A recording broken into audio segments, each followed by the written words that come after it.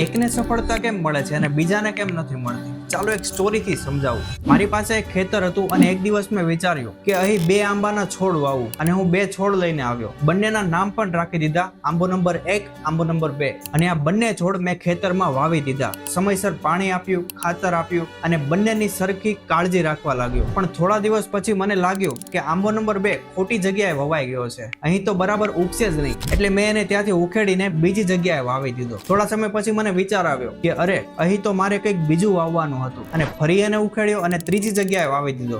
આવી જ રીતે ચોથી જગ્યા, પાંચમી જગ્યા, આમ કરતા 5 વર્ષ પસાર થઈ ગયા. 5 વર્ષ પછી જ્યારે હું એ ખેતર ગયો ત્યારે આંબો નંબર 1 એ મોટું ઝાડ બની ગયું હતું. એના પર ફૂલ પણ આવી ગયા હતા અને આંબો નંબર 2 હજુ પણ નાનો છોડ જ હતો.